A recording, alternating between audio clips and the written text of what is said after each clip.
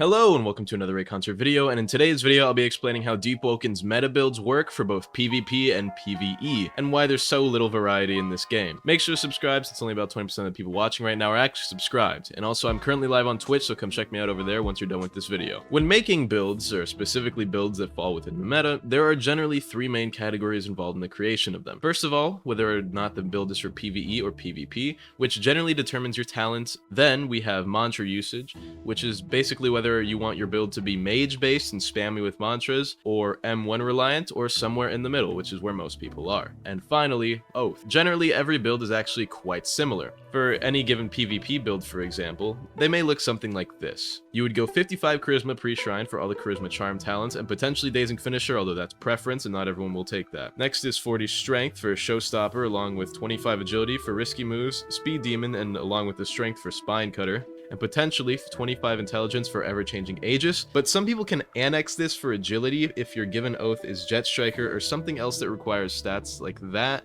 you would rather put the points into because you don't actually want ever-changing Aegis, which is also a preference, but it's one talent that makes a difference in most meta builds between having or not having ever-changing, so it really doesn't make much of a difference at all.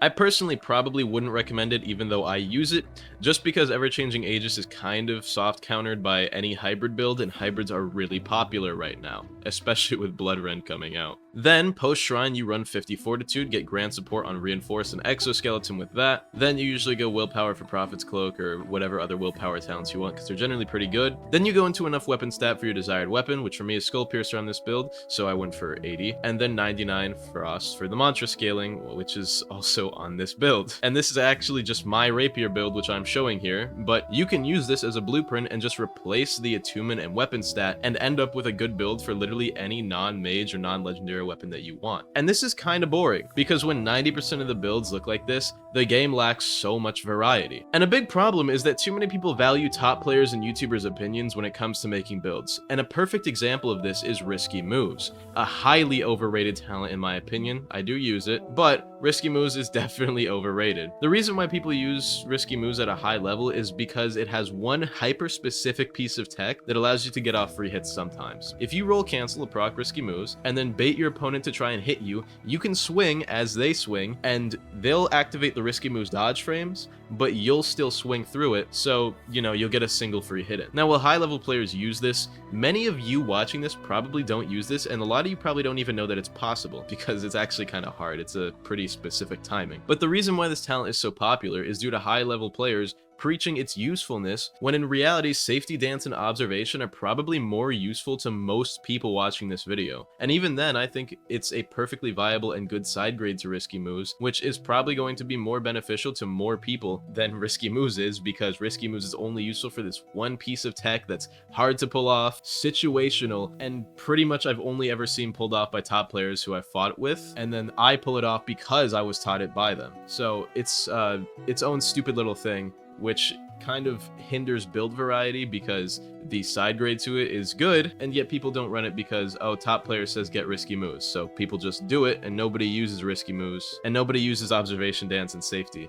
over it. Anyway, back to talking about the stats. The stats on most meta builds are very similar, with the only real differences depending on your oaths, such as the difference in agility on Jet Striker builds, because that's like the only oath anyone uses anymore, right? It's so boring. Anyway, since Jet Striker builds will often go less willpower and intelligence to go 75 agility pre-shrine, so they have 50 after for Jet Striker, and then you can basically just do this with any oath you want to go with the stat requirements, you know, unless you're running a mage build, which technically aren't meta but are viable, and I will not be giving a blueprint for those since they're lame and boring, but it's actually really similar. You just get all the stall talents like grand support and reinforce, some agility talents, and then mostly intelligence, and then willpower and stuff like that, and then you just scale everything into mantras, so that way you can have super spammy mantra builds.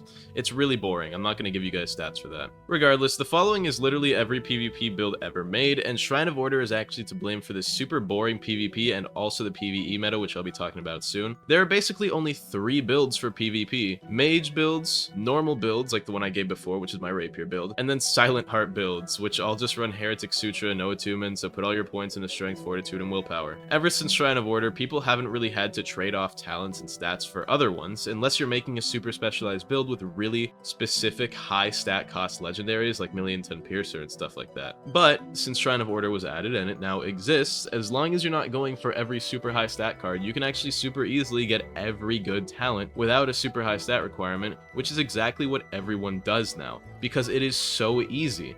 And that's why the blueprint for basically every PvP build that isn't a mage build, that isn't a legendary weapon, looks the exact same, because everyone runs the same talents now because they're the best for a reason, and there's no side grades to them. I know I brought up risky moves earlier, but risky moves and safety dance observation are like the only side grades that I could like think of. There's not a lot of talents that lock out other talents, and even the ones that do usually are either for different purposes or just aren't as good.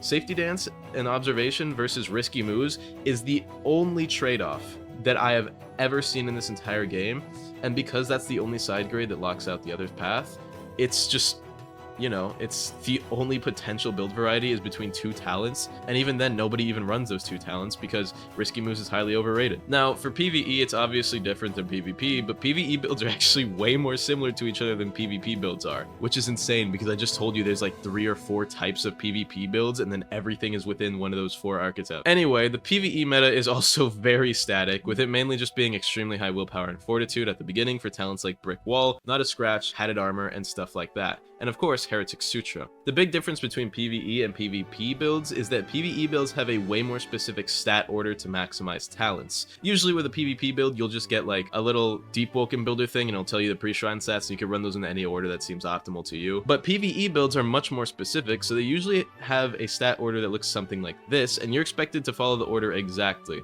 By the way, this build on screen right now is a really good PvE build that I have been making. It's not done yet. You could probably try this out. It's a skipper gripper build. It's really good. Anyway, that's not really important though for what I'm talking about. PvE builds are also exclusively heavy weapons, which is important to note because heavy does the most damage and monster posture damage per hit, making it the only viable weapon type for basically any form of PvE if you're making a PvE build. This also just locks down PvE builds by another third of the game, because yeah, the stats are static, but what about the weapon choice? Yeah, man, you have choice between like 2 or 3 different heavy weapons, being the one that Maestro gives you, I forget what that one's called, which that's just a good AoE crit, which is why people use it, and then the Master Hawk's Hand Axe, which is the highest weapon damage in the game, I believe, on PvE builds, so people run that for high M1 damage over the crowd control of the other one. And then there's just, that's like basically it. People run those 2 PvE weapons. There's one more that people sometimes run, but I think it's not worth mentioning because I forgot the name, first of all, and second of all, it's just not a very good weapon. Like in comparison to the other 2,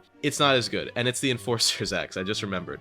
It's the Enforcer's Axe. I think it does the job of crowd control worse than the weapon that Maestro gives you, and it does less damage than the weapon, the Master Hawk's Hand Axe, so it's just not worth using in my opinion. Anyway, PvE builds are either Mantra or M1 reliant. Generally, most of them are Mantra reliant for farming things like Diluvian Mechanism and Hell Mode. Any PvE build you see that's M1 reliant is generally better for bosses by a small margin, but any PvE build is likely capable of doing both bosses and crowd control events like Hell Mode and Diluvian Mechanism. Anyway, PvE builds only really have 2 viable oaths, and even then, one of them is way better. Every PvE build either runs Dawnwalker. You know, Dawnwalker, the oath made for PvP that actually ended up being, you know, the best PvE oath in the game, or Blindseer, which is the PvE oath. It was made to be a PvE oath, which is funny, right? Because Blindseer is meant to be the PvE oath, with the entire Blindfold Sanity talents and the Sanity resistances, Slightless Beam being like a huge damaging beam with a small radius,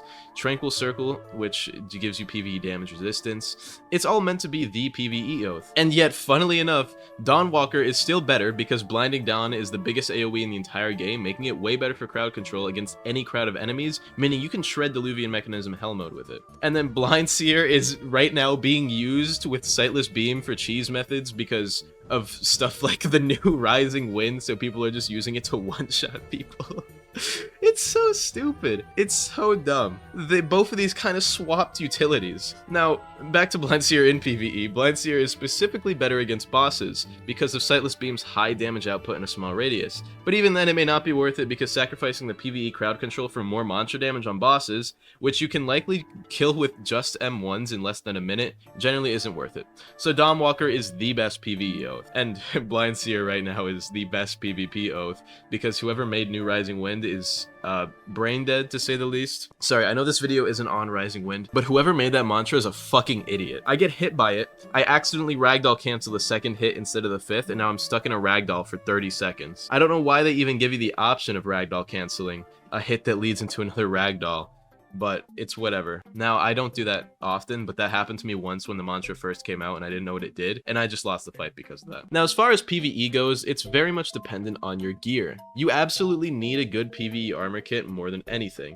Now, I guess you could say this about PvP because health matters, but if you're doing PvP and you are significantly better than the person you're fighting, having a mediocre health kit versus having a maxed out health kit will not make the difference in a fight. 100 HP difference sure sounds like a lot, but when you really think about it, that's like 2 mantras right now, so it's not that much. Again, you might be saying, oh, that's an overreaction. No, that's like 2 M1s, 2 mantras, that's not an overreaction. Skill is over stats in PvP. Unless you're fighting a cheese build, then it might come down to stats a little bit if you're getting one shot by blind seers. But a good or near perfect PvE kit is almost more valuable than your talents in a PvE build. Almost, not entirely. You would still need a good PvE build ideally because a lot of the talents are very important. But if you put a perfect PvE kit on a power 20 PvP build, you would probably still be able to beat Diluvian Mechanism if you're at least decent at PvE. The only real thing PvE builds provide is the capability of beating any PvE challenge without necessary skill, as the builds are so strong in PvE scenarios, and they've been nerfed countless times, and they're still so strong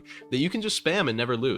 And that's not an exaggeration. It is really that easy with a good PvE build because of how broken the PvE meta is in this game. Now, Deepwoken's meta is really boring. We all know this, right? The only variation you get in PvP is with legendary weapons, which eventually usually get nerfed, resulting in people going back to the basic PvP builds, with varying good weapons, with my rapier build being a very perfect example of that. As for PvE, it will pretty much always be exactly the same. Sure, attunements and monsters may vary, but Blinding Dawn is probably going to stay the best PvE monster in the game, and even if it doesn't, because they nerf it for some reason, the builds aren't going to change much outside of their attunements, and the stat order is going to look the same. The Shrine of Order is probably mostly to blame for the way builds have developed into a super static and boring meta, which is only determined by weapons because every build runs the same talents. So, run the same build as everyone else and just change up your weapon every season, and you're probably going to be following the meta pretty well. Hope you all enjoyed. Make sure to subscribe. Shouts to Cyberboy21, Goopka, and Jersey Drake fan. I love you all. Have an amazing day, and goodbye.